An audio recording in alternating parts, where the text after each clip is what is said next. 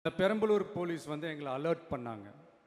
சரிங்க, கூட்டம் கொஞ்சம் ஜாஸ்தியாக இருக்குது, லேட் ஆகிடுச்சு, வராதிங்க அப்படின்ட்டு. So we had no choice. Police சொன்னால் நம்ம அதை ஒபே பண்ணி தானே ஆகணும்.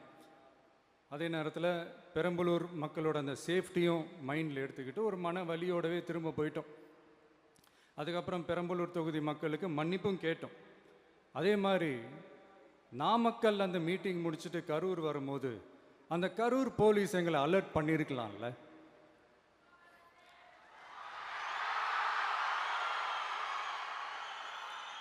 இல்லை சார், இங்கே எதிர்பார்த்ததை விட கொஞ்சம் கூட்டம் அதிகமாக இருக்குது, கண்ட்ரோல் பண்ண முடியல, வராதிங்க.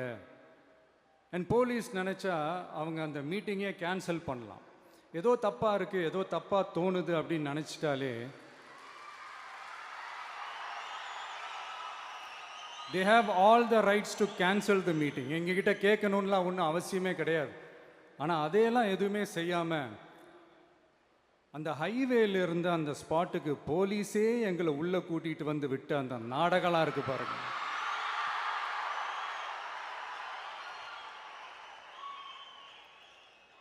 நம்பிட்டேங்க, முழுசாக நம்பிட்டேன்.